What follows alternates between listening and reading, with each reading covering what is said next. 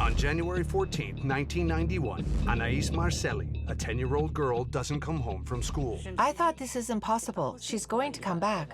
There's going to be something. Something will turn up. I'm going to get a phone call. Days pass and Anaïs is still nowhere to be found. Anaïs, if you can see me, and if you can hear me, try to get in touch with us. No clues or witness statements help find the child. Anaïs had disappeared. We didn't know why or how or anything. 3 months after her disappearance, Anaïs's body is found buried under a pile of stones. That's when the world around us collapses. We're devastated. In several anonymous letters, a man claims responsibility for the murder. This anonymous author writes to me and says, well, it was me. I was the one who kidnapped and killed that little girl. Soon the investigators suspect Anaïs's grandfather. It's unknown exactly where Bernard was between 6 and 8 p.m., but Anaïs disappeared between 6 and 8 p.m. What if Anaïs was the victim of a Belgian serial killer? There's a turn of events. The Anaïs case seems to have been revived. Since the beginning of the case, no leads have been ruled out. I believe I have new evidence that could be of interest to the investigation. Jean-Marc Bloch, former head of the Versailles Police Department, and Nagar Haedi, criminal lawyer, will join us as we look back on this case.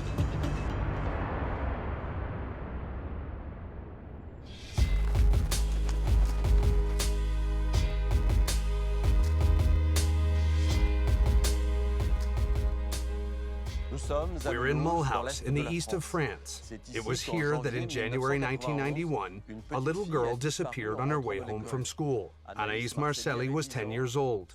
Her killer strangled her before abandoning her body by the side of a highway. Today, this atrocious crime remains unpunished, and yet many investigations have been carried out and unprecedented investigative measures have been used. We're looking back at a case that remains unsolved to this day.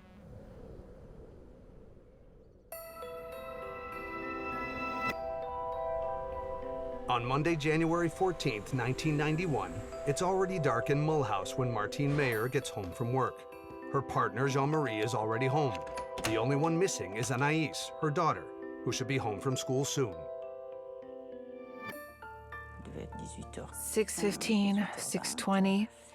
I look at my watch and I see the kid isn't home.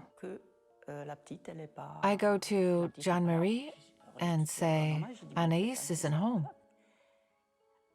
This isn't normal. Anaïs is only 10 years old. Her mother has only recently started letting her walk home from school alone, so Martine is worried. I walk to her school. I take the same route as usual, trying to cross paths with her to see where she is. I walk to the school, and I see the school's closed.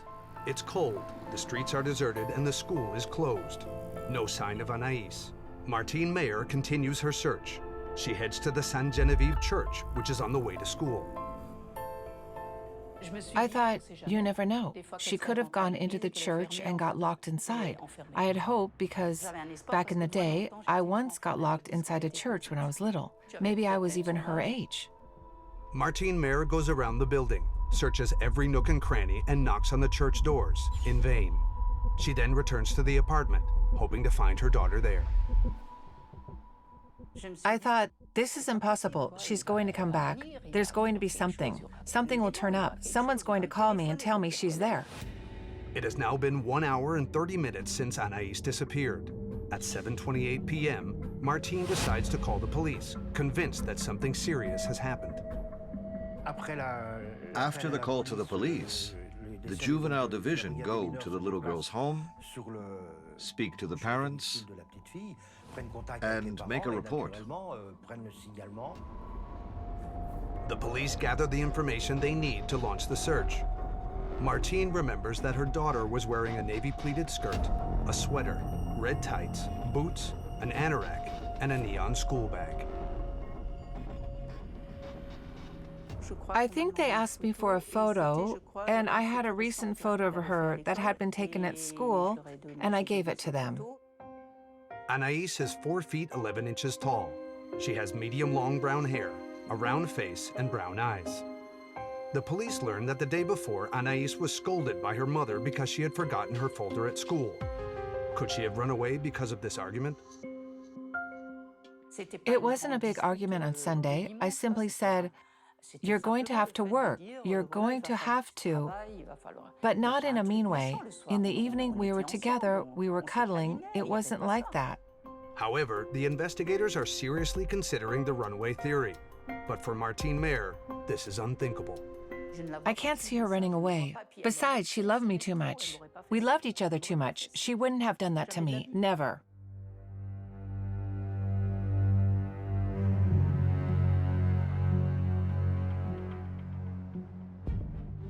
It's already been over 3 hours since Anaïs was due home. A physical description of the little girl is sent to all police patrols and roadside checks are set up. At 9:30 p.m., due to the gravity of the situation, the investigators decide to inform Anaïs's father, who lives around 20 miles from Mulhouse.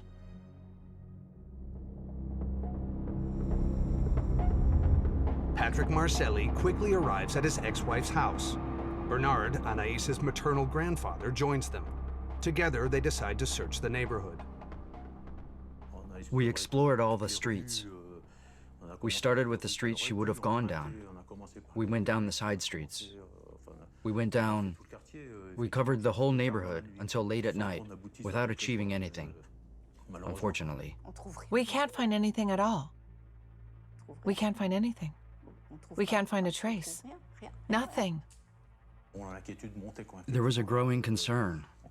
We were seriously starting to, at least I was, and then everyone was, to say to each other, this isn't normal. So, it was nerve-wracking. The night passes without any news. The next morning, the search resumes. The police pull out all the stops.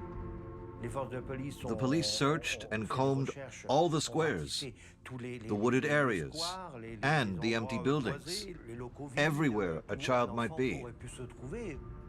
It's been 2 days since Anaïs disappeared, 2 days of the police and her parents tirelessly searching for her.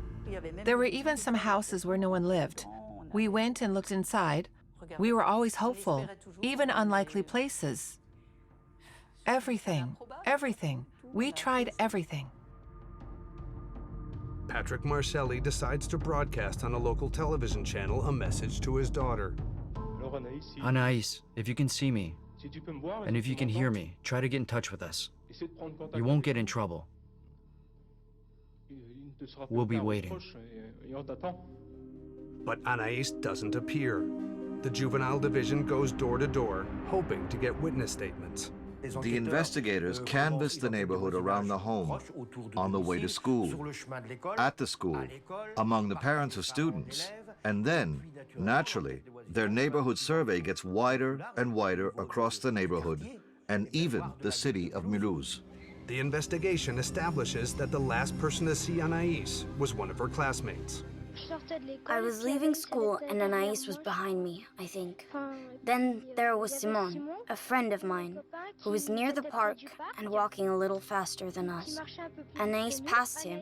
She crossed the street and she passed us. Then I don't know if she went down the street here or continued down Basil Street. Usually she goes down Basil Street.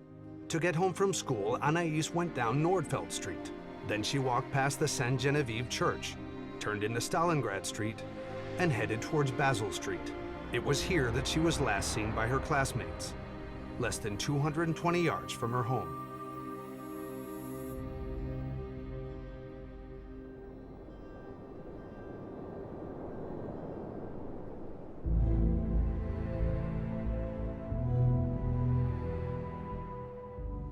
Jean-Marc, missing child cases are always extremely upsetting.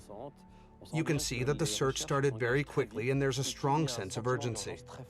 Yes, it's a very difficult situation because, as we well know, the more hours that pass, the less chance there is of a happy ending. It's estimated that the first 24 hours are crucial, so of course the investigators deploy major resources very quickly. The investigators immediately raised the possibility that she ran away. Do you believe that a 10-year-old child would decide to run away in the winter at night in the cold? There are three possibilities: running away, an accident, or abduction. At this point, we can't rule out the possibility that she ran away. We know that Anaïs's parents are separated. This child may be affected by the separation, and she may have wished to join her father. But after a few checks and when time has passed, this theory must be abandoned, because it's clear that a 10-year-old child doesn't have the means, either physical or financial, in the middle of winter to run away for a long time. We saw Anaïs's father, Patrick Marcelli, make an appeal to his daughter on television. In your opinion, was it the investigators who encouraged him to take this step? No, it's never the investigators who push parents to take such steps. Rather, journalists are the ones who encourage and facilitate the recording and broadcasting of such messages. Some of these messages are addressed to the kidnappers, others to the children themselves, but there may be a perverse risk in this type of broadcast. It can encourage the predator to get rid of the child they're holding more quickly. Of course, we can't blame parents for using all possible means to get their child back. Anaïs disappeared while walking home from school alone. However, the short distance that she had to travel was lined with houses and went along very busy roads. How can a child disappear like that in the middle of the city? As you know, I worked on a somewhat similar case. It concerned the disappearance of Estelle Mouzin on January the 29th, 2003 in Germont in the Paris region. This little girl disappeared while she was on her way home from school. At the time, no testimonies or clues were able to put the investigators on a serious lead. And to this day, we still don't know what happened. As for the disappearance of Anaïs Marcelli, at the beginning of the investigation, it's similar. The neighborhood survey didn't turn up any positive testimonies. No one saw anything, no one heard anything. But you know, I think that at the end of the school day, children don't attract attention. It's normal to see them walking down the sidewalk with their school bags on their backs and others getting into cars. Do you really think that Anaïs could have been kidnapped without anyone seeing or noticing anything? People imagine that violence is generally used to abduct a child. However, this isn't the case. A trick is often used.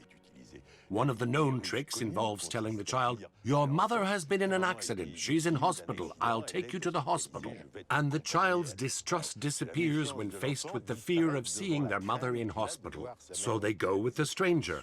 This is why it's necessary to tell children over and over never to go with a stranger. The Mulhouse police now try to learn about Anaïs's personality and daily life. This information is always essential in disappearance cases.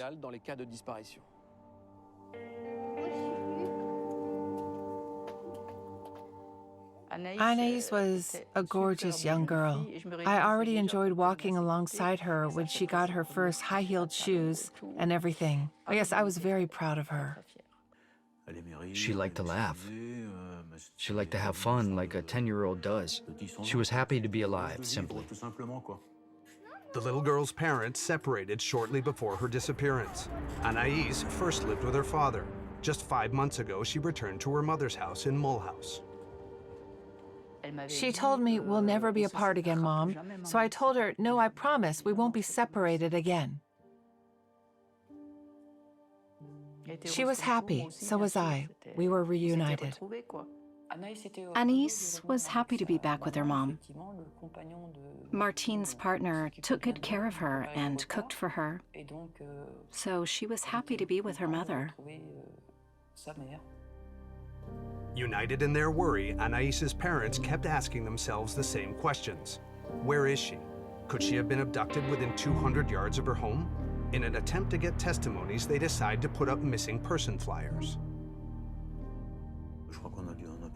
I think we must have printed more than 5,000 copies, which were put everywhere. Copies that I personally sent, even to other regions. There were a lot of volunteers who came and posted them all over the city, everywhere. The missing person appeal is translated and distributed abroad in Germany, Switzerland, Belgium, Spain, and Italy. Many witness statements flood into the Mulhouse police station, but none of the checks yield results. For Anaïs's mother, these false hopes are unbearable. At first, you believe it wholeheartedly. Then you realize there are a lot of people who have fun with this kind of case. After that, we want something concrete. We want Anaïs. We want Anaïs. We tried to follow up all the calls and everything, but deep down, we knew it was hopeless. They were false rumors or people trying to feel interesting. Anaïs had disappeared. We didn't know where or how or anything. Where was she? Was she alive? We didn't know anything. Those were the big questions. The media coverage of the case then leads to a different kind of testimony. Clairvoyants, fortune tellers, and other psychics claim to know where the child is thanks to their supernatural powers. In this case, we were ready to believe everything and follow any clues, as long as we have something to. The clairvoyants, the psychics. I had hope. Yes, I still had hope. But you know, we hang on to everything. Even if it doesn't seem possible, we hang on. Even if it wasn't very rational, we tried everything. On January 9th, Patrick Marcelli receives a call from a practitioner of radiesthesia.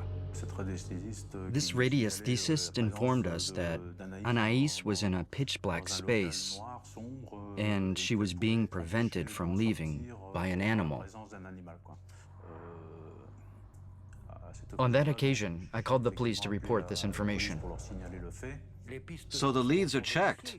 Even if they're far-fetched, no lead can be ruled out. As the radiesthesist mentioned the zoo, the police head there. We go to the zoo. We explore all the places that could match what has been described. Anaïs's parents will never forget that night in the deserted zoo. We were shouting, Anaïs. We were shouting and hoping because we thought maybe she was still stuck somewhere. We were trying to find her there. But once again, the search is unsuccessful. It's always a disappointment. And of course, you fall into despair. It's a descent into hell every time.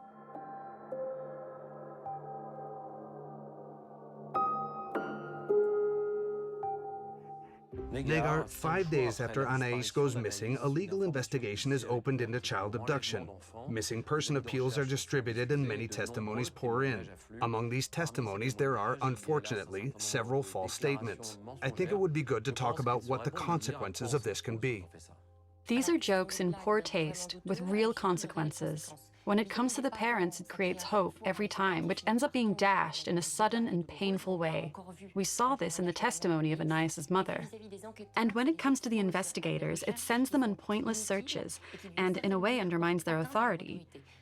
So for this last reason, we could perhaps consider the crime of contempt, which is punished by a 1-year prison sentence and a $16,000 fine. Today, people often talk about Amber Alerts. This measure, which is applied immediately after a child disappears, has repeatedly proven its effectiveness. Would it have been useful in the case of the disappearance of Anaïs Marcelli? This measure didn't yet exist at the time of the incident because it only came into effect in France in 2006. But in reality, it's not even certain that it could have been used if it had existed then. Because for an Amber Alert to be fully effective, it requires the population to be provided with useful details describing the kidnapper, such as their identity, the clothes they were wearing, or their means of transportation. However, in our case, there was no information about the kidnapper, and that's why an Amber Alert probably couldn't have been used. The police carry out large-scale searches. The Rhone-Rhine Canal, which passes through Mulhouse, becomes the site of major investigations. 7 days after the disappearance, searches begin of this canal, which is around 200 yards from Anaïs's family's apartment. We couldn't rule out the possibility that she went near the canal and fell into it. For 2 days, on January 21st and 22nd, 1991, the police undertake every possible operation. 1.9 miles of the canal were emptied. The bottom was probed. The mud was turned over. Martine Mayer remembers those 48 hours of anguish. Fear. Because we know that if there's any news, it can only be bad news. If the canal is emptied and Anaïs is found, we know it's over. but Anaïs's body isn't found.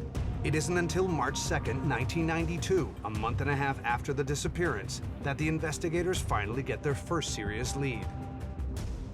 For the first time, the police seemed to have a suspect. They arrested an individual who broke into an apartment building. And while going through this 26-year-old individual's belongings, the police make a very interesting discovery. It turns out that this person, who was more or less classified as homeless, had on him both the missing person poster and Anaïs's mother's contact details. The man is immediately taken into custody. He explains that he found Anaïs's missing poster at the train station in Nice. Allegedly, he then decided to go to Mulhouse to take part in the search, thinking he would be financially rewarded. The investigation finds proof that the homeless man is telling the truth. He was not in Mulhouse at the time of the disappearance. He is therefore released from the police station. 2 weeks later, the police receive a new piece of information. On March 20th, about 2 months after Anaïs's disappearance, a man goes to the Mulhouse police station with a note he found in front of his garage. On the note, there are some handwritten words. "My name is Anaïs, and I was taken by a man." An important detail is that this piece of paper is dry, despite the heavy rain in recent days. So this note was recently dropped off in front of the garage. It's an interesting lead. Is it possible that this note was written by Anaïs? A graphologist looks at the message and compares the handwriting with Anaïs's school books. The conclusion is that Anaïs didn't write this note. It's not her style. It's not the way she writes. Again, it's a false lead. For Martine Mayer, this umpteenth false hope is unbearable. Human evil. Yes, it's human evil. We didn't know it was possible to be so vile. It has now been 2.5 months since Anaïs disappeared. Is she still alive? Is she dead? It's impossible to answer these questions. Then, the Belgian police get in touch with their French counterparts. The investigators receive information from the Belgian police, since they have cases of children who've been abducted and gone missing in disturbing circumstances. The Belgian investigators make a connection between the disappearance of Anaïs and 2 missing girls. Elisabeth Brichet, 12 years old, who disappeared on December 20th, 1989 in Namur a year and 20 days before Anaïs, and Natalie Geisbrecht, 10 years old, who disappeared in Bertem on February 26, 1991, just a month after Anaïs went missing. 2 children of Anaïs's age, 2 girls who disappeared after school in the same circumstances as Anaïs and still haven't been found. So they suspect a child prostitution ring. For the examining magistrate in charge of the investigation, Germain Saint-Gelin, the possibility of a pedophile ring is taken very seriously. We know that there are pedophile rings, especially with a market in Southeast Asia, in countries such as the Philippines and Thailand. Unfortunately, there's also a market in Western Europe. Without forensic reasons pointing in other directions, why not this one? A media statement that devastates Anaïs's parents. She might be forced into prostitution for those kinds of people. So of course, this is also a huge fear, because if she has to go through that, it's horrific. The investigations are unable to locate Anaïs in Belgium or anywhere else in the world.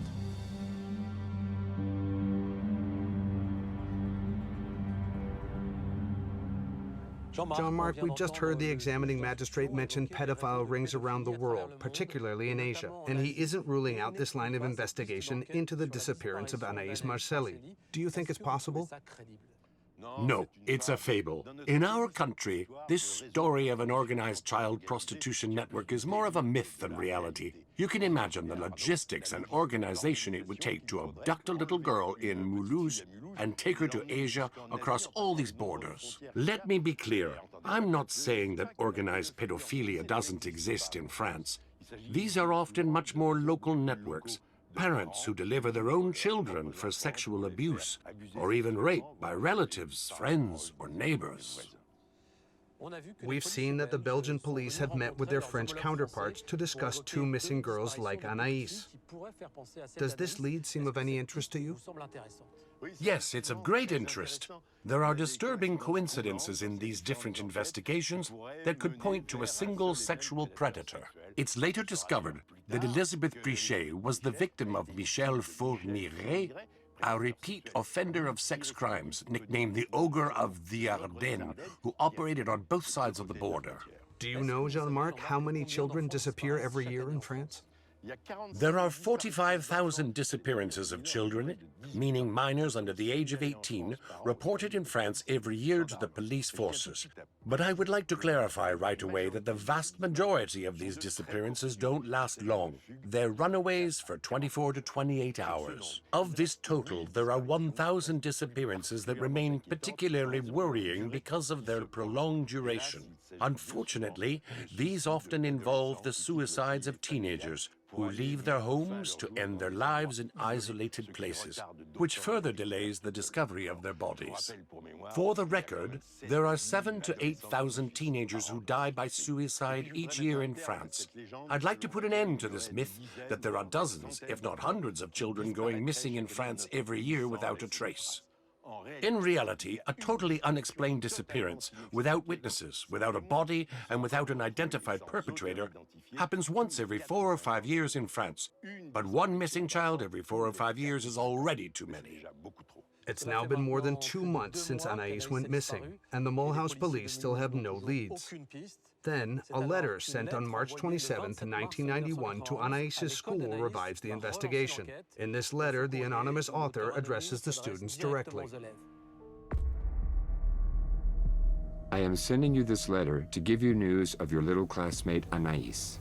She is in perfect health. After this first sentence, the letter, which is full of spelling mistakes, becomes horrific. She is very sweet and submissive. I really like her, and I'm enjoying her company. The kidnapping went well. She started crying almost straight away, but I started comforting her almost straight away. The author boasts that he has already killed and raped other children. This letter is very violent, especially when we know that the person who wrote the letter wishes it to be read to children of Anaïs's age, themselves already traumatized by their classmates' disappearance. It's possible to see, in this letter to the school, an intent to inspire shock and fear in the children, to exert and feel power. The author of the letter appears to enjoy describing these rapes and his victims' sufferings.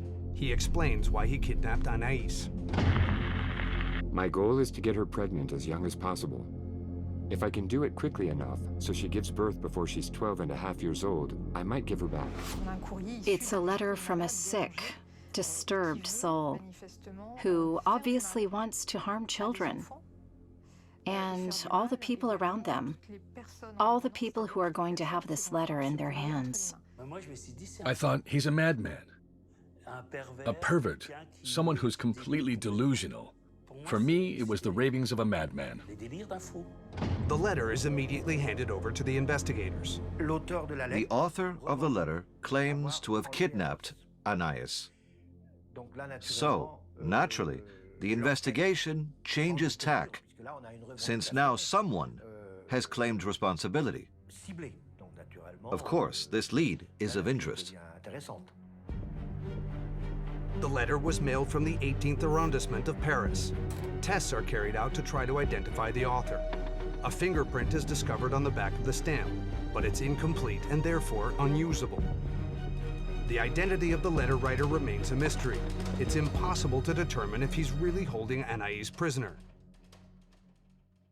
Martine Mayer hasn't known where her daughter is for 3 long months.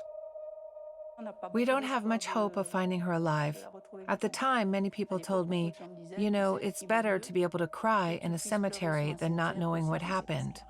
I heard that all the time.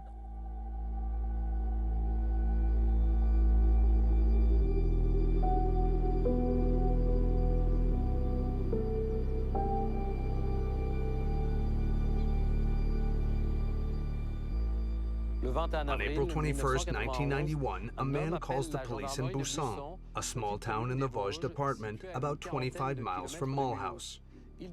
He reports that while hiking next to Highway 70, he found human remains. He specifies that the body is high up on a retaining wall along the road.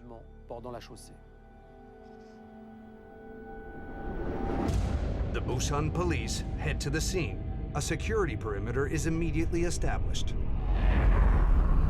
The Busan Pass, where the child was found, is a busy road, since it connects the Vosges with Alsace to the south. On one side, there's the forest, and on the other side, there's a retaining wall and the forest. Forensic teams from the Nancy investigation unit arrive on the scene to make their preliminary findings. The body is buried under a pile of stones. It's on its back, inside a small hole that seems to have been dug to hide it. The way the body was buried evokes a very ritualized or ceremonial process, a bit like a funeral. And so it could suggest that the perpetrator has feelings or respect for the victim. Only the head and legs are visible. The head isn't recognizable. There are a few tufts of hair left, but most of the flesh has disappeared. The police describe some of the clothes that are visible.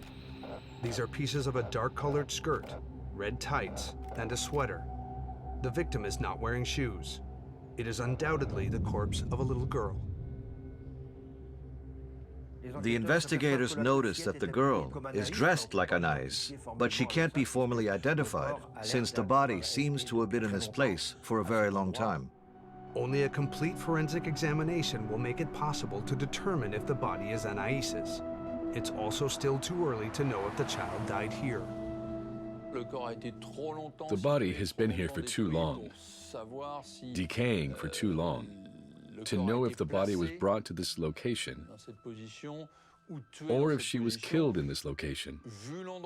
Given the place and the difficulty of accessing it, it's very possible that the murder was committed elsewhere and the body was brought here.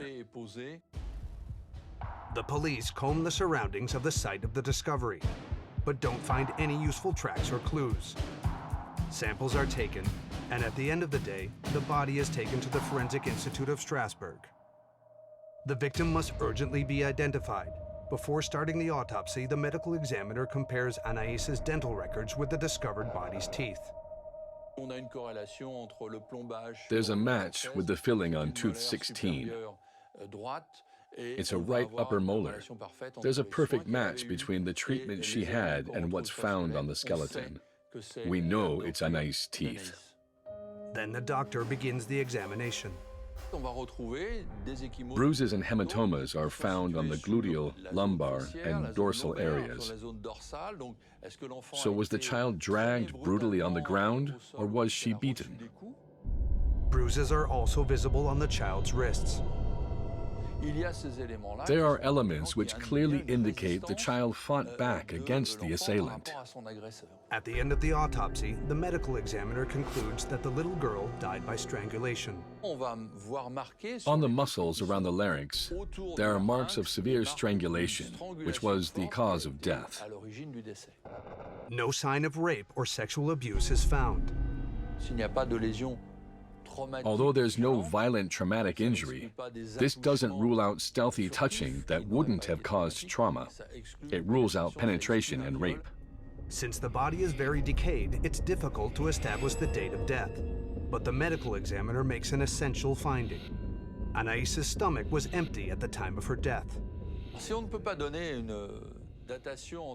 Although we can't establish the day, we can establish the time of day. We know that it was at least 6 hours since her last meal.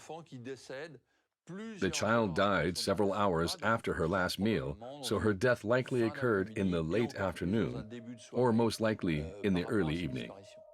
At the end of the autopsy, the investigators visit Anaïs's parents. They came to tell me that they had discovered a body and they thought it was Anaïs. They showed me the undershirt and panties. They showed me the sweater and a navy blue skirt, and they proceeded officially. And I looked, and it was clear. Like a robot, I said, yes, that's hers. That's hers, like a robot.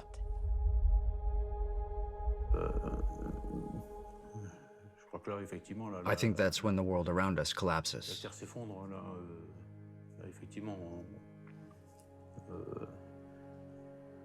We're devastated. It was horrific. It didn't seem real. Even now, I want to say that it isn't true. Anaïs didn't go through that. Anaïs, it's not possible. It's not possible. We had this fate. Her life was taken. I mean, even now, it's not possible. It's not possible. And yet it is. Yet this is reality. You're here. Yes, this is it. A week after the discovery of the body, on April 28th, the parents must now face a new ordeal, burying their daughter. I didn't feel like getting dressed. I didn't feel like going. So I put on the shoes. I still remember. I put on high-heeled shoes. They were the shoes she put on and walked around in. I wore those shoes on purpose, in memory of her, because she used to put them on. Nearly 600 people attend. Police officers discreetly blend in with the crowd. The person who abducted her may very well be among the people at or around the funeral.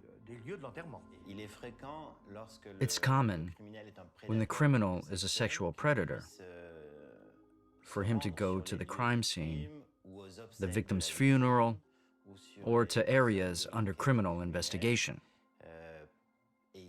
And he will get a lot of pleasure from challenging authority, from playing cat and mouse.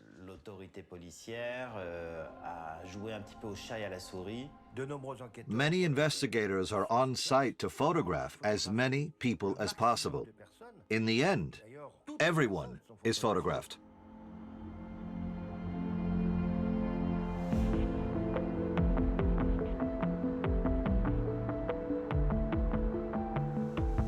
Jean-Marc, the investigators now know that the individual who kidnapped Anaïs killed her and abandoned her body next to a highway. What can we learn from the scene where the child's body was discovered? The autopsy doesn't formally confirm it, but the place where the child was discovered was just somewhere the body was disposed of. It's inconceivable, unimaginable that this child would have been killed at the edge of a busy road.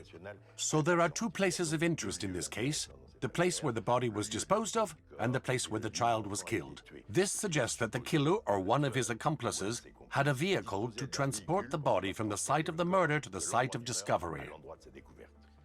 About the place where the body was left, the psychologist Samuel Lemaitre said, and I quote, "The way the body was buried evokes a very ritualized process, a bit like a funeral, and so it could suggest that the perpetrator has feelings for the victim." Do you agree with this analysis? Yes, the body was discovered lying on its back, in a hole partially covered with stones. Of course, it brings to mind a grave, a tomb, and it raises the question of what bond there could be between the victim and the perpetrator, perhaps an emotional bond. Inspections around the site of discovery didn't lead to finding Anaïs's school bag, shoes, or coat. What can we deduce from this, Jean-Marc? The fact that Anaïs's body was discovered without her coat or shoes could suggest that she was killed in a closed, warm place. But if we consider that she put down the school bag herself and took off her own coat and shoes, it may also suggest that she was somewhere she thought was friendly, somewhere that inspired trust. The results of the autopsy show that Anaïs struggled. She tried to fight back against her killer before being strangled. Autopsies on children are always a nightmare. The results of this forensic examination make it possible to imagine or even visualize the terror that seized this child and the way she tried to defend herself. In any case, this autopsy proves one thing: Anaïs was not attacked by surprise. We saw that the police attended Anaïs's funeral and took photos of the attendees. Is this a common practice? Yes, this is something that's done almost systematically. On the one hand, it allows you to see the people who are present. You can see people there that you didn't have the opportunity to speak to while going door to door in the neighborhood. It also allows you to see which people, who logically should be there and have reasons to be there, are not there. But this is a very high-profile case. As we know, 600 people attended the funeral, so a lot of people were there just to show their support, sympathy, and compassion to the victim's family. Following the discovery of Anaïs Marcelli's body, the head of homicide expands the kidnapping investigation. The magistrate in charge of the case then organizes the investigation with a completely new investigative framework.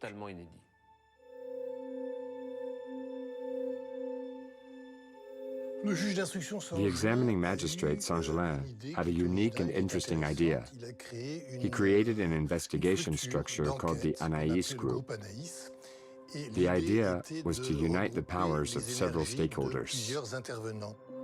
The Anaïs Group is a multidisciplinary expert unit. Magistrates, police officers, doctors, a psychologist, and a chemical physicist meet once a week to discuss the investigation. It was relatively experimental. It was brand new. It was interesting to constantly compare the points of view of all the people at the heart of the investigation. The Anaïs Group's chemical physicist is responsible for analyzing the evidence. He concludes that glass and sand of industrial origin are present on the victim's clothes, hair, and nails. Then he analyzes the soil taken from the place where the body was discovered. His tests uncover extremely important information. The earth under the body doesn't contain these minerals, so they came with the body. This allows us to establish the theory that after the child's death, and before she was transported to the Buisson Pass, the child's body could have been stored in an intermediate place in the hours that immediately followed the murder. The body was therefore either hidden or placed in a storage building, a vehicle, or a warehouse. Anaïs was strangled. Her body was then hidden before being driven to the Buisson Pass. The examining magistrate directs the investigation towards a new lead. The examining magistrate's idea, which seems wise to me, is what he calls, I believe, the theory of circles. We start by casting a wide net, and then the circle gets smaller. But that's how we get to the family circle. And this is where the case starts to take an entirely different turn. By rereading the report at the beginning of the investigation, the police spot contradictions in the initial statements of Martine Mayer, Anaïs's mother, and her partner Jean-Marie. One detail in particular was unclear. Who informed Bernard, Anaïs's grandfather, on the night of the disappearance? Martine is questioned again on April 26, 1991. She claims she informed the grandfather on the evening of the disappearance at 7:20 p.m. He was in his office on the first floor of the building where she lived with Anaïs. I'm telling you, as I recall, when I came back from the route between the church and home, I saw a beam of light. So I thought, he's in the office, and I knocked on the door. Then I told him, obviously distraught, I don't know what's going on. Anaïs hasn't come home. But Jean-Marie, Martine's partner, gives a very different version of events. Jean-Marie states that he phoned Bernard at his home and informed him of Anaïs's disappearance. He says that it was around 7:30 p.m. The police decide to bring in Bernard, Anaïs's grandfather. Bernard says he got to his office on Zurich Street, where Anaïs lived, at around 7 p.m. Anaïs's mother told him about the disappearance at around 7:20. In the end, he stayed in the office, and then he went upstairs to the parents' home at around 8 p.m. Bernard, therefore, has the same memory as Martine, a memory that doesn't match Jean-Marie's. But a few days later, Jean-Marie spontaneously changes his story. He says he was wrong, and he's now certain that Martine and the grandfather are correct. The investigators are surprised by this U-turn. In such a serious case, changing his story like that naturally gives the investigators doubts. Could Jean-Marie have deliberately lied? Does he have something to hide? The investigators inspect Martine's partner's car. and they find sand, quartz, and glass, consistent with what was found on or removed from Anaïs's body. The presence of sand in Jean-Marie's car naturally raises a question. Could this be the vehicle that was used to move Anaïs's body? Jean-Marie is now suspected of transporting Anaïs's body in his car. Additional tests are requested. In the end, it turns out that the minerals don't have the same consistency and aren't at all identical to the ones found on the little girl's body. Jean-Marie therefore didn't transport Anaïs's body in his car. But why did he change his version of how the events unfolded on the night of the disappearance? To understand why each version differs, the examining magistrate decides to organize a reconstruction. This highly significant investigative measure takes place on the night of October 15, 1991, 9 months after Anaïs's disappearance. The child's whole family is summoned. All of them must repeat what they did on the night of the incident.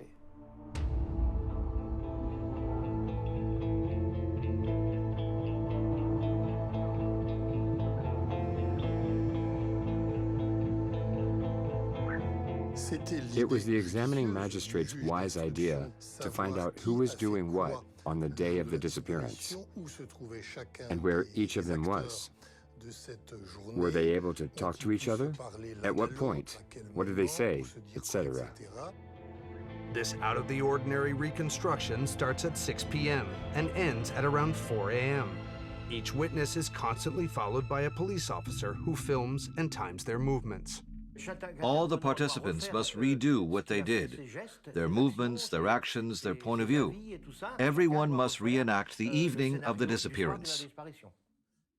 Soon, contradictions appear. Martine becomes much hazier in her testimony. She can no longer confirm the exact times and her comings and goings. Martine is no longer certain of the time when she informed her stepfather on the evening of the disappearance. When you're going back and forth like that, you're panicking. You're not thinking that all this is going to happen, that one day you'll be questioned about the exact details. You're not thinking about that. You're experiencing and doing it. Then afterwards, the day you're questioned, you say, I think it was like that. You try to be as accurate as possible, but everyone has their own memories. I don't remember the times anymore.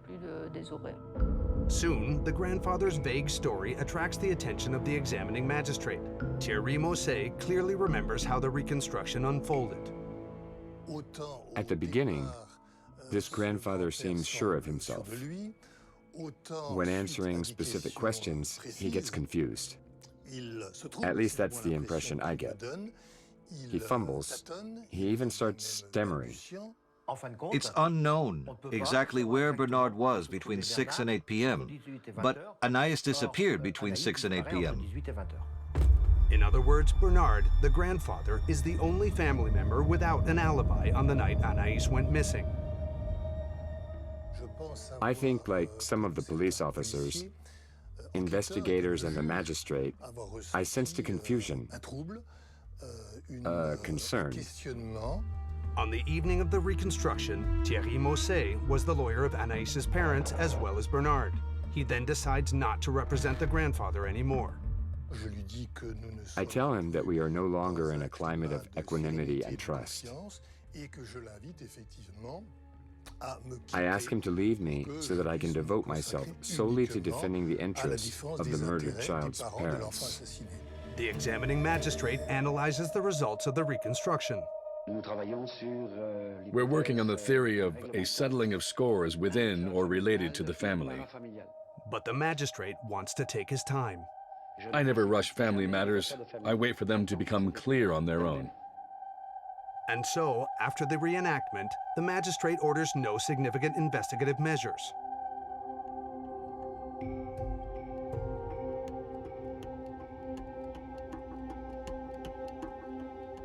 Negar, we've seen footage of the reconstruction of the evening Anaïs disappeared.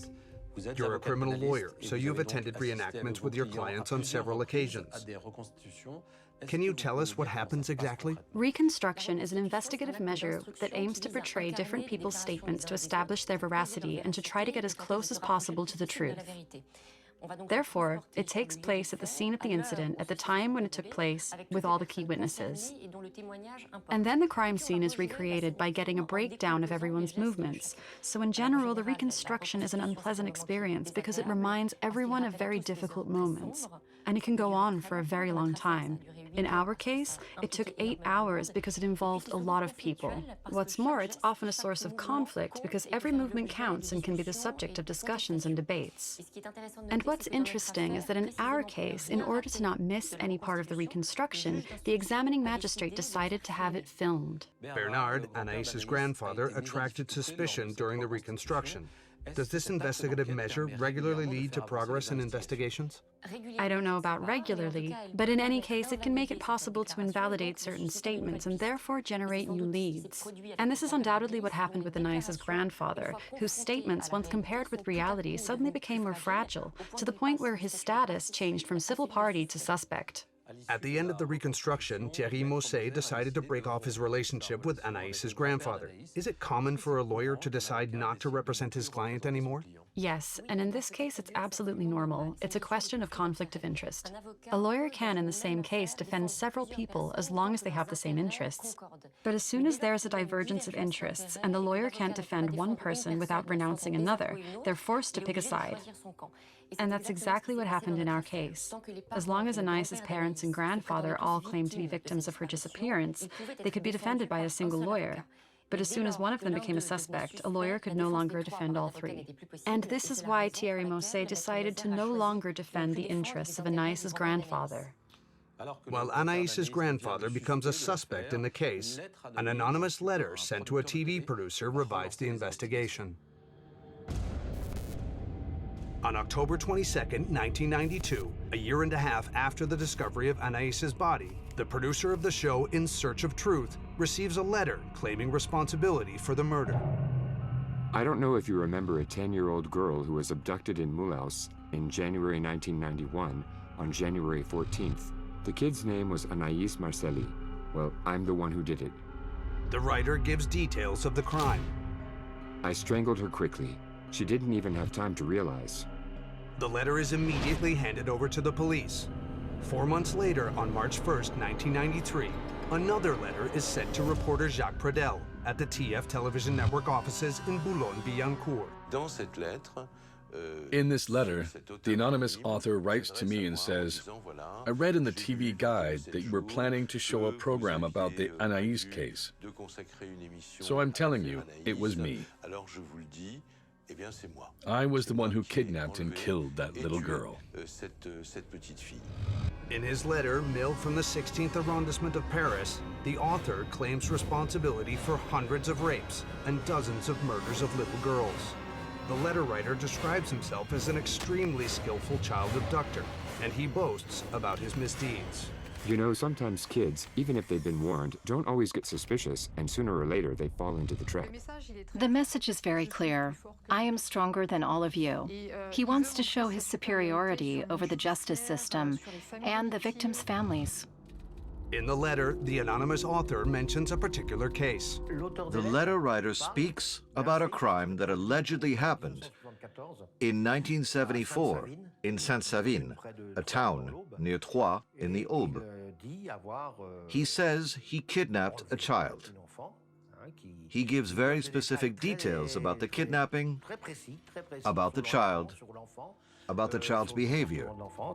He states that the girl was 6 years old at the time. He allegedly abducted her without her putting up any resistance while she was returning from the store.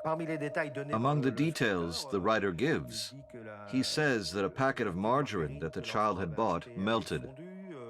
He talks about the child's position in the car, in front of the front seat, squatting or kneeling. He says that he took her to his house, needless to say, with atrocious details about what he put her through. In particular, he mentions his predilection for urolania, meaning sexual arousal from urinating on his partners. The letter writer also explains why he spared the girl from Sainte-Savine. He says, and this one, I couldn't kill her. I made a mistake. I looked into her eyes, just as I was about to strangle her, and I couldn't go any further. I pardoned her. I remember that. The term he used was, I pardoned her. The Versailles Police Department is responsible for verifying if this abduction in Sainte-Savine actually happened. Quickly, they identify a victim who was kidnapped and raped on July 13, 1974, near Troyes. They find and identify the person who was actually abducted as a child at the time. She's an adult now, of course.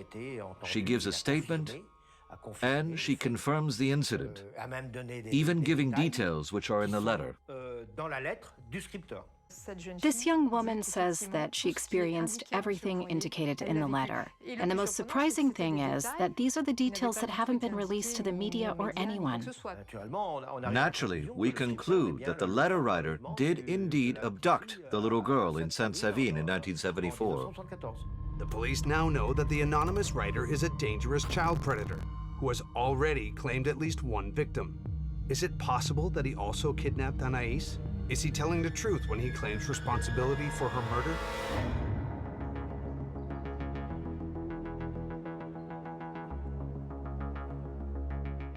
The examining magistrate makes every effort to identify the author of the anonymous letters. He orders a specialist examination of the letters sent to the television producers and the one sent to Anaïs's school just after her disappearance. A month later, the report is on his desk.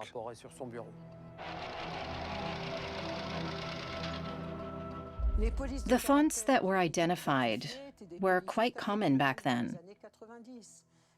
These were typefaces that were found on letters from administrations, professional letters. The expert gets the impression that the letters were typed with different typewriters. Analysis of typing mistakes becomes very important. On two of the letters, the expert notices the same imperfection: contact between the letters O and M. These two letters are very close to each other, whereas normally they should be slightly more spaced apart. The letter F also has an imperfection. For the expert, these defects are the DNA of the letter writer's typewriters, but it would still be necessary to get hold of them to make comparisons. The examining magistrate also entrusts an associate professor from the University of Haute-Alsace with analyzing the letter's vocabulary and syntax. The linguist cross-references all the information he finds in the anonymous letters. He tries to make a profile of this person. The letters were posted in Paris, but the anonymous author doesn't seem to be from that city. The expert speculates that the writer could be from the Alsace region. Why? Because in his messages, there are turns of phrase borrowed from the Alsatian dialect. The linguist also looks at the many spelling mistakes the letters are peppered with. These mistakes seem a little clumsy, like they were intentionally put in as false leads. The specialist concludes that all the letters were written by the same person, an intelligent and secretive individual. There are signs that the writer is someone rather cold, cynical, and organized. On February 6, 1996, the examining magistrate instructs the linguist to compare the letter writer's language to that of Anaïs's relatives. His report forever leaves its mark on the investigation into the kidnapping and murder of Anaïs Marcelli. The essential conclusion from the linguistic analysis is that of all the people whose behavior, writing, and everything were studied, the person who comes closest is the grandfather. Celle du grand-père.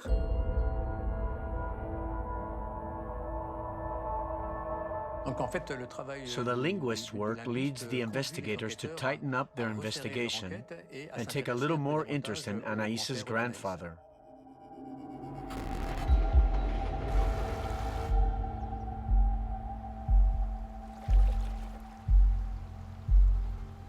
The expert responsible for profiling the anonymous letter writer concludes that all the letters were written by one and the same person. The question now is whether the writer is also the killer. Jean-Marc, do you think that the individual who sent these letters is the one who kidnapped and killed Anaïs Marcelli? It's impossible to answer that question. What can be said with near certainty is that the author of these anonymous letters is the same person who kidnapped and raped a little girl in July 1974 in the Troyes region. Who else could have known that the victim had a packet of margarine on her that she had just bought? No, that wasn't made up. But the problem is that the statute of limitations has expired. Even if the author of this letter were identified, even if he confessed, even if he claimed responsibility, he couldn't be prosecuted. The statute of limitations has expired. In his letter, the writer claims to have committed 100 rapes and a dozen murders of little girls. This would make him the worst sexual predator in the history of France. Is this plausible?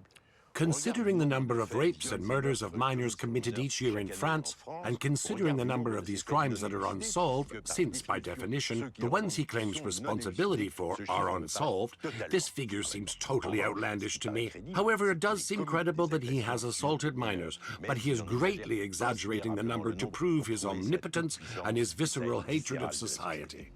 In the Marcelli case, the examining magistrate put together a team of experts.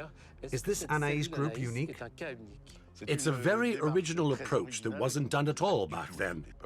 And what's unprecedented in the Anaïs group is for specialists in different fields to regularly come together around the same table. The magistrate, by comparing different knowledge and different experiences, could steer the investigation in a direction that the police or magistrate might not have thought of separately. The linguist commissioned by the examining magistrate to analyze the anonymous letters concludes that it is possible that Bernard, Anaïs's grandfather, wrote them. If this is true, Bernard would also be the person who assaulted the little girl near Troyes in 1974. What do you think, Jean-Marc? What surprises me is that in general, large-scale predators, serial rapists, serial killers, don't attack their family circle. They separate their criminal lives and their private lives very well. In general, they are good fathers and husbands, Dr. Jekyll and Mr. Hyde. Well, it could be that the grandfather doesn't quite belong to this category and is a unique case. Anything is possible. In addition, I would like to add that linguistics is not an indisputable and irrefutable field of expertise. Anaïs's grandfather is now at the center of the investigation. The police want to find out everything about this individual. What is his life like? Who does he spend time with? And what are his secrets? Bernard is scrutinized in the character investigation. Originally from Mulhouse, he was 57 years old at the time of Anaïs's death and worked as a salesman at the energy provider EDF. His colleagues remember a friendly man. In his daily life, Bernard was a very friendly man, very helpful and communicative. He did a lot of volunteering when I knew him. So he was always there for others. Since his wife's death in 1987, Bernard had a series of conquests. He had a lot of girlfriends, changing them often. He even kept a small file with notes from several women he knew. The investigators learned that Bernard is not Martine Mayer's biological father. He's her mother's husband, her stepfather. He saw me as his own child. I never felt any difference or that he would have preferred a child of his own. With Anaïs, Bernard was a caring and loving grandfather. He loved Anaïs very much. There's nothing to say. He was always nice to her. Anaïs called him Grandpa Gadget because he often gave her little gadgets, which made her happy. She loved that. He spoiled her. She loved him very much. She behaved very well with him. That's when the police learned some shocking information. Martine tells the investigators that she received sex education from her stepfather between the ages of 12 and 18. It involved touching and caressing, but at no time was there sexual intercourse. It was a very special context. I was a child, so I think, yes, I trusted him. I couldn't see it any other way. Martine Mayer seems to downplay her stepfather's sexual abuse. Martine's statement is interesting because she seems not to have fully accepted that she was sexually assaulted by Bernard. You get the impression that she feels that she's the one to blame. This is common in intrafamilial sexual abuse. With the benefit of hindsight, I realized that this behavior wasn't the behavior of a stepfather who was decent and fair. There were things he shouldn't have done. Following the revelation of his sexual abuse, Bernard becomes the #1 suspect in the investigation into Anaïs's murder. It wouldn't be surprising if he attempted or perpetrated sexual touching on Anaïs, since it's known that generally men who touch their daughters can touch young girls of the next generation. In hope of obtaining material evidence of his involvement, the examining magistrate orders on May 21, 1996, a search of his home. While searching his office, the investigators find a particularly interesting envelope. Inside, there are photos of Martine naked, 2 of which are noted. Martine at 19 years old, Martine at 20 years old. For me, this is one more incriminating piece of evidence against Bernard, because it proves the abnormal relationship between Bernard and Martine. Continuing the search, the investigators discover a typewriter. Could they have finally found the letter writer's machine? On June 19, 1996, the Anaïs Group's typing expert compares it to the letters and concludes that the typewriter found at Bernard's house was not used to type the letters.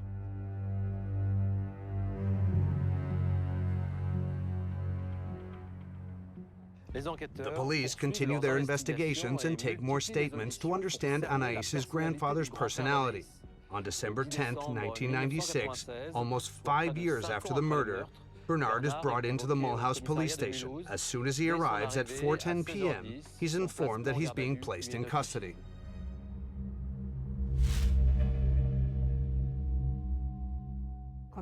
When I saw that Bernard was taken into custody, it was a letdown. For me, Bernard didn't have the profile of someone who was behind his granddaughter's death. At 4:30 p.m., the first interrogation begins. The police start by questioning Bernard about his sexual interest in young girls.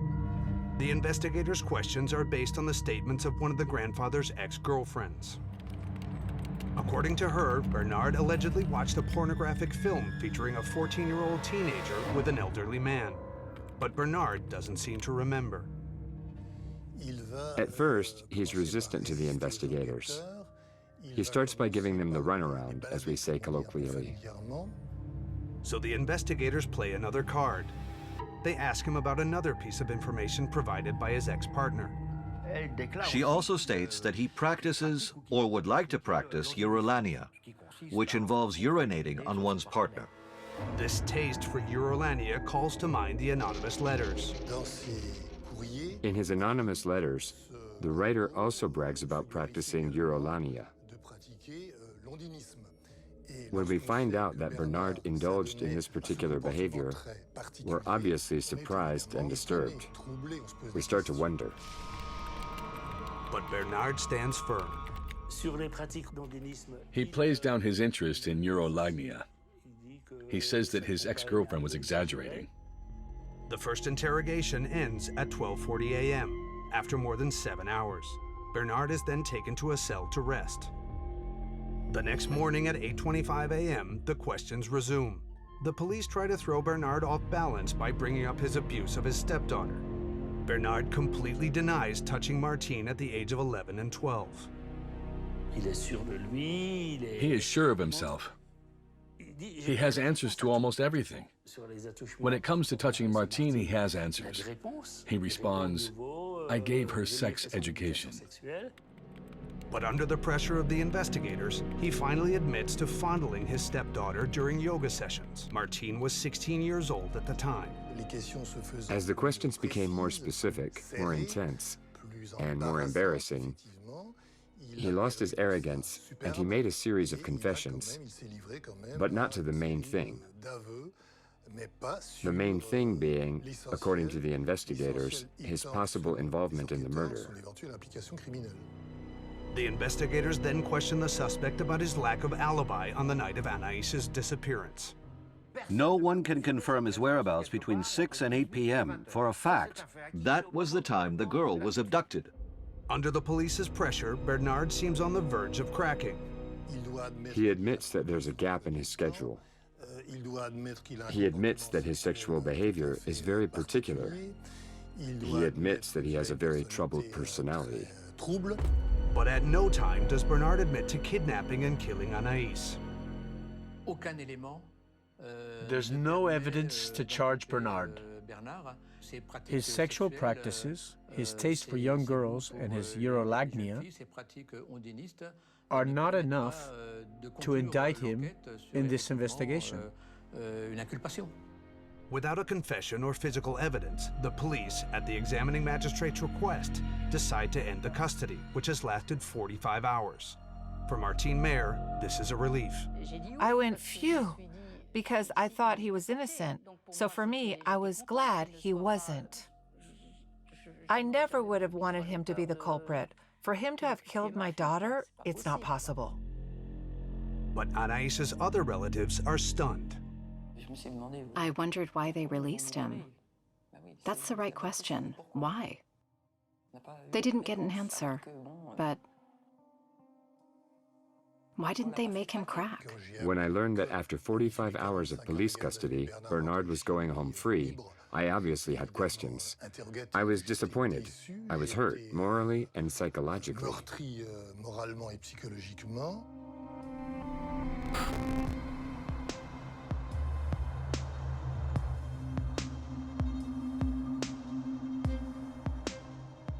On June 30th, 1997, 6 months after Bernard was taken into custody, the examining magistrate dismisses the case. In his decision, he explains that the investigation has been unable to determine if Anaïs was the victim of a predator, a relative, or an organized network.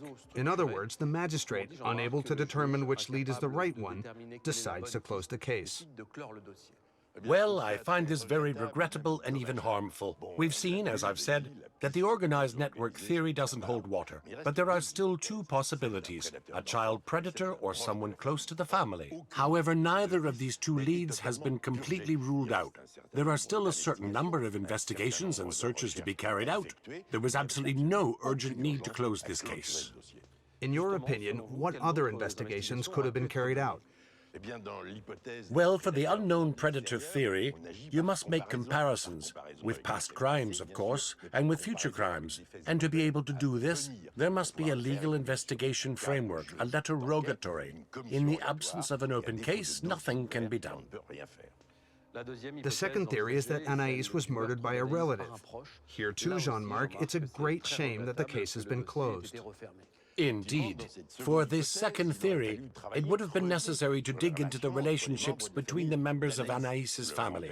The grandfather was an interesting suspect. Of course, I'm not saying he's guilty. He is still presumed innocent, but his troubled and unhealthy personality warranted and would have justified further investigations.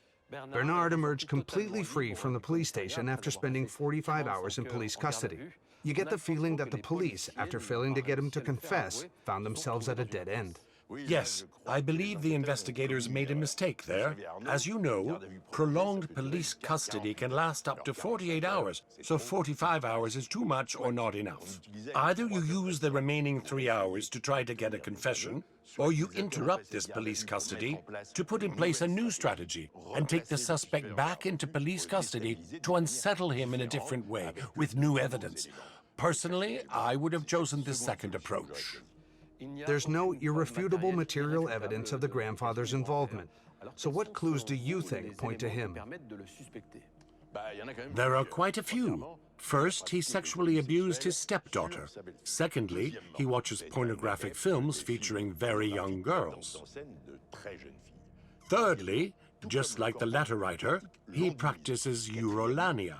Fourth, He doesn't have an alibi on the night Anaïs disappeared. All of these strike me as serious and consistent clues. So you think that he should have been indicted? I think that if he had been indicted, the examining magistrate wouldn't have incurred the wrath of the Supreme Court. What's more, it would have made it possible, since the police custody had expired, to continue the investigation satisfactorily by conducting new interviews, new searches, new confrontations, and new investigative measures, and to continue this case under the correct conditions. Years pass without any new evidence leading the case of Anaïs's murder to be reopened. Then, on February 6, 2001, 10 years after the events, a Belgian examining magistrate writes to the public prosecutor of Mulhouse. The Belgian and Dutch authorities contact the French authorities about a prison inmate in the Netherlands. His name is Michel Stokes, and he has boasted to a fellow prisoner that he kidnapped a little girl in Mulhouse. Michel Stokes, a 59-year-old former truck driver, is nicknamed the Belgian Hannibal Lecter.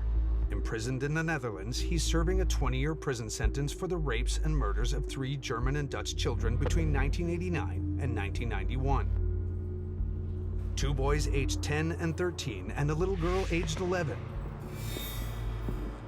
Why did he tell his fellow prisoner that he abducted a little girl from Mulhouse? Could Michel Stokes also have killed Anaïs Marcelli? Although there were no more leads, the Anaïs case seemed to have been revived. The case of the kidnapping and murder of Anaïs is reopened. A new legal investigation begins on February 13th, 2001. We go to Belgium to collect as much information as possible about Stokes' practices. The French police officers learn that Stokes took advantage of his professional road trips to abduct his victims, and they become aware of a very important piece of information. Michel Stokes, a truck driver, went to Colmar several times in 1991 to make deliveries. Colmar is 25 miles from Mulhouse. He's claiming responsibility for the abduction, so naturally for us, it's a very serious lead. The Belgian police tell their French counterparts about Michel Stokes' modus operandi. The truck driver systematically tampered with his vehicle's tachograph disc before committing his crimes. It was therefore very difficult to accurately trace his movements.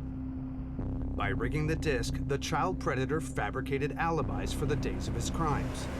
So how can we know where Michel Stokes was on January 14th, 1991, the night Anaïs disappeared? Only one thing is certain. To get to Colmar, Stokes must have taken Highway 70. It's the one that leads to the Busan Pass where Anaïs's body was found, so naturally, this is interesting information. The French police then asked the Dutch authorities to interview Stokes in prison. But in September 2001, a sudden event prevents the investigators from questioning the suspect. While the prison where he's incarcerated is being painted, there's an accident, leading to a fire that spreads, and he's badly burned. In the end, he dies from his burns, so we're never able to question him. It's now impossible to establish whether Michel Stokes was involved in Anaïs's murder. On September 30th, 2002, the Anaïs Marcelli case is dismissed for the second time. The case is once again closed. It's 4 years until a new piece of evidence revives the case.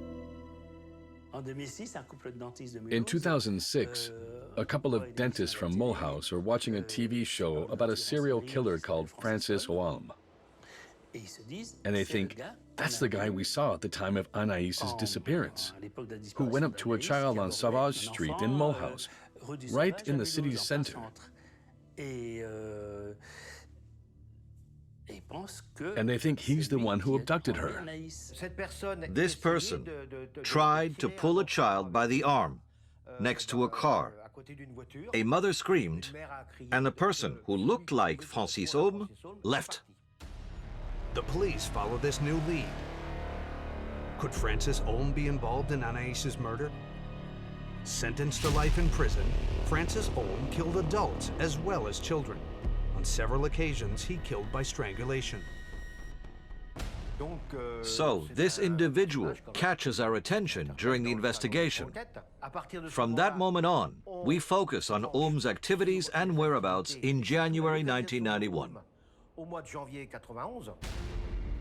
The investigators discovered that the day before Anaïs disappeared, Francis Ohm was in a psychiatric facility in Bayonne.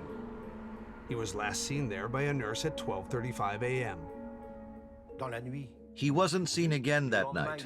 The next day, he had an appointment scheduled. He didn't go to the appointment, and so from that moment on, Ohm was missing from the Bayonne Health Facility. Is it possible that Francis Ohm left Bayonne after 12:35 a.m. and kidnapped and killed Anaïs 17 hours later, 620 miles away in Mulhouse? Francis Ohm is very mobile. He gets around by train or by hitchhiking, so he can move around very quickly. The investigators look for evidence that he was at the homeless shelters in Mulhouse, but they can't find anything. The Ohm lead reaches a dead end, especially since the police know he didn't have a car. He would have had serious difficulties getting rid of the body because the body was found 25 miles from Mulhouse. Without means of transport, it isn't possible to carry a body, even the body of a little girl. Due to the lack of evidence, Francis Ohm is not questioned by the investigators. This lead is ruled out. Thierry Mousset, Anaïs's parents' attorney, then asked for a new lead to be explored, the serial killer Michel Fourniret. The man nicknamed the Ogre of the Ardennes has been indicted for the murders of 7 young girls. So I was wondering if possibly Michel Fourniret could have been involved in the crime Anaïs was a victim of. Genetic comparisons are made between samples taken from the serial killer's truck and Anaïs's mother's DNA. But the results are negative. There's nothing connecting Michel Fourniret to Anaïs's murder. But for Thierry Mousset, all these checks were very useful because they meant the statute of limitations could be reset. I've tried to make sure that regular measures have been taken to interrupt the statute of limitations so that I can get the case reopened.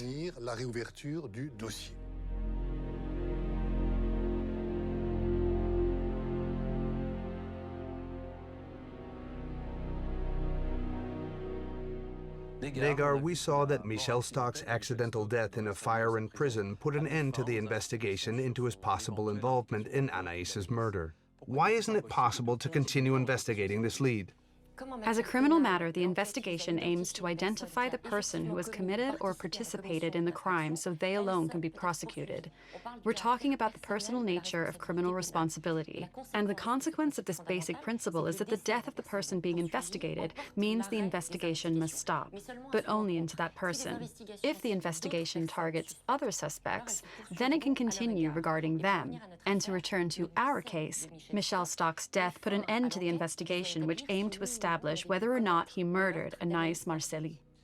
There have been several dismissal orders in this case, meaning that on several occasions the various examining magistrates have decided to close the case. Why, in your opinion, did the magistrates not leave it open? An examining magistrate can't carry out investigations indefinitely. So when he considers that he has explored all possibilities in the investigation and there's no longer food for thought, even if the perpetrator of the crime is still unidentified, the examining magistrate may decide to close the investigation with a dismissal order. It's clear that in this case, Thierry Mousset, Anaïs's parents' lawyer, has done everything in his power to prevent the statute of limitations from running out.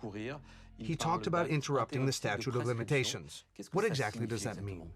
In criminal cases, if nothing is done during a certain period established by law, called the statute of limitations, which was 10 years at the time of the incident, it's considered that there's such a lack of interest in the case that it's no longer necessary to prosecute the perpetrator. The risk when the statute of limitations runs out is the impunity of the guilty party. So to avoid this situation, there's a solution. Each time an investigative measure is ordered, the statute of limitations is interrupted and starts from scratch. That's what it means to interrupt the statute of limitations. And to return to our case, the lawyer can also play a role, since he can ask the examining magistrate to carry out investigative measures, and therefore, as Thierry Mousset did, reset the statute of limitations. Thierry Mousset sees the fruit of his labors on April 10, 2014, 23 years after the murder of Anaïs Marcelli, when he finally gets the justice system to resume investigations once again.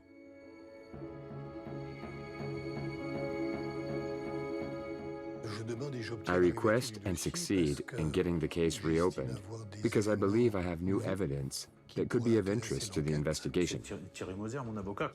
Thierry Mosset, my lawyer, is the one who informs me. And now there's hope, knowing that someone's taking over, and there's an investigator who will follow these leads. Thierry Mosset says that he has collected new testimonies from the public prosecutor of Mulhouse. A person close to the family allegedly pressured a witness to change their testimony about Bernard's whereabouts at the time of the abduction.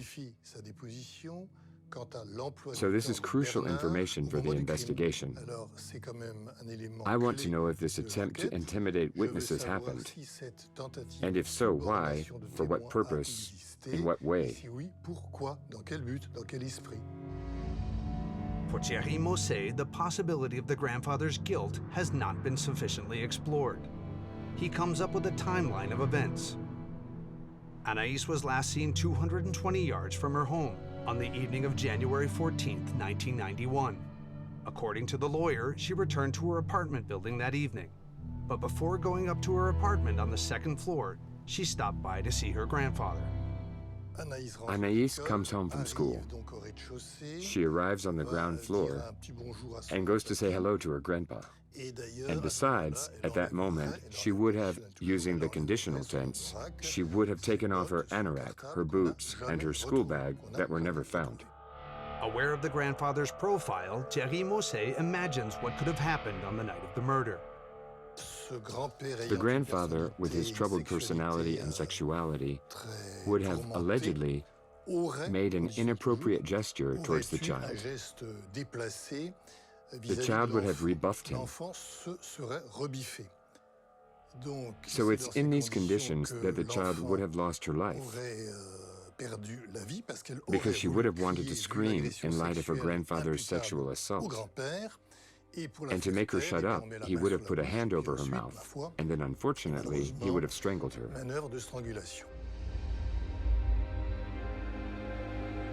Bernard then allegedly hid Anaïs's body in a garage in the building's courtyard before transporting it to the Bousson Pass at night. This is a working hypothesis that interested the investigators and hasn't been confirmed. The question is whether new investigations will be able to prove or disprove the theory of Bernard's possible involvement in the crime. For the first time since Anaïs's death, the examining magistrate orders genetic testing. The case's evidence is sent to a laboratory in Bordeaux. In the 90s, no genetic testing was done, since no laboratory in France did this type of analysis. The anonymous letters are analyzed. An unknown male DNA profile is identified on 2 envelopes. The first unknown DNA was found on the glued area of the flap of the envelope. It's interesting precisely because the author would have licked the flap of the envelope to seal the envelope. We can theorize that the DNA found on the flap of the envelope is the DNA of the writer. A second unknown male DNA profile is also isolated on Anaïs's skirt, tank top, and nails. One of the theories is that perhaps Anaïs was in contact with someone when she disappeared, and that this DNA is from the perpetrator of the crime. A third DNA profile, this time female, is found on Anaïs's sweater. 24 years after Anaïs's death, the experts finally seem to have the DNA of the alleged culprit or culprits. They compare these 3 genetic profiles to the DNA of Anaïs's relatives without any results. It was found that Bernard's DNA did not match the unknown DNA on the letters or the clothes found on Anaïs. The isolated DNA is added to the French National DNA Database. But no matches are found. Based in part on these DNA results, the police officer in charge of the investigations concludes in a report issued on May 9, 2018, that Bernard is innocent. This police officer essentially says the suspicion against Bernard arose solely from the examining magistrate's wild imaginings. This investigator's approach strikes me as totally unreasonable, like mental gymnastics. It's regrettable. The police officer completely rules Bernard out without explaining the reasons why he's being ruled out. And in his report, the police officer introduces a completely new lead. To top off this report, which is very brief anyway, 4 pages, this police officer implicates an individual called Guardo, who died in 1999,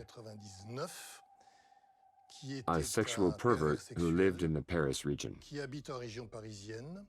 According to this police officer, this individual was probably the perpetrator. It was only after Raymond Guardo's death that his daughter, Lydia, published a book in which she recounts her father's rapes and abuse. This case interests the investigator because the rapes described by Lydia Guardo closely resemble the crimes mentioned in the anonymous letters. Raymond Guardo's DNA is compared to the DNA found on the evidence, but there's no match. Today, the investigation into Anaïs's murder is once again at an impasse.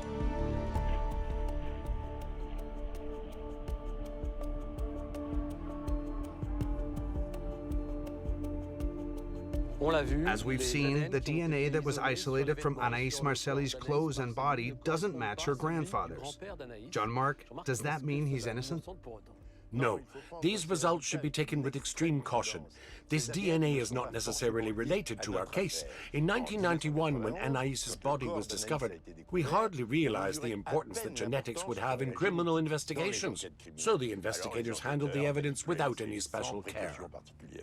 However, the male DNA isolated on the flap of the envelope is undoubtedly more telling. Yes, it's hard to see who other than the anonymous letter writer could have stuck down the flap of this envelope. But there's nothing to say that the letter writer and the killer are the same person. There are 3 leads today. As well as the grandfather's possible guilt, there's Michel Stocks, the serial child killer found dead in a fire in prison, and Raymond Guardo, who tortured and raped his son and daughter. Let's start with Michel Stocks. He undoubtedly has the right profile. He's known to have already kidnapped and killed children Anaïs's age. What's more, he knows the Mulhouse region well. He frequently makes deliveries there, and finally, he's a truck driver. Now we know that Anaïs's body was discovered at the top of a 13-foot retaining wall by the highway. This truck driver could very well have moved the child's body from his truck to the top of this wall without attracting anyone's attention. The last lead that has emerged from the most recent investigations concerns Raymond Guardo. This man, who died in 1999 in the Paris region, raped and tortured his children for many years. The police officer who investigated when the case was reopened concluded in his report that Raymond Guardo could be Anaïs's killer. What do you think, Jean-Marc? Well, I don't see at all what Raymond Guardo is doing in our case. He's known to be a domestic tyrant. He attacked his children and his grandchildren, but never people outside his family. No, for me, this lead doesn't hold water. It isn't credible. The police officer in charge of the latest investigations completely refutes the possibility of the grandfather's guilt by saying that it's based only on the examining magistrate's wild imaginings. What do you think of that, Jean-Marc? 2 things. It's senseless and disloyal for a judicial police officer, a police commander at that, to attack an examining magistrate in this way. Moreover, the suspicions against the grandfather come from the investigation carried out with the commander's own police department. No, I really have the impression that in this case, we never got to the bottom of things. I have a feeling that if we have the resources, this case can still be solved.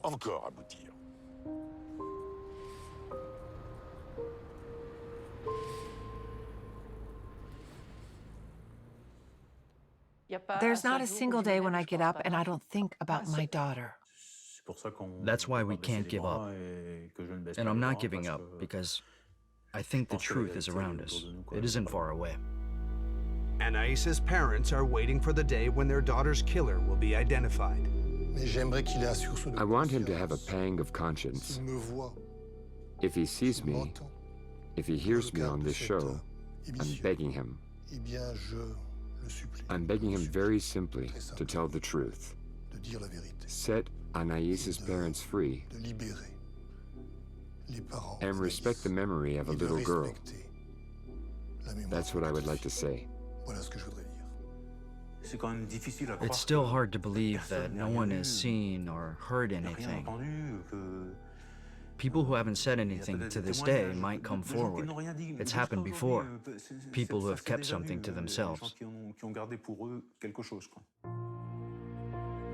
For Martine, failing to protect her daughter is a permanent source of pain.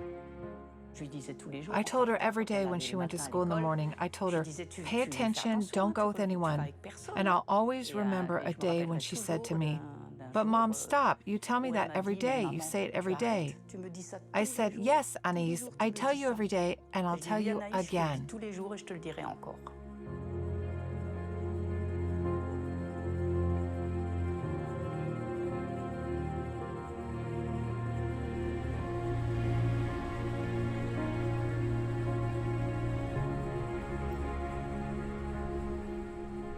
Anaïs would have been 38 years old today.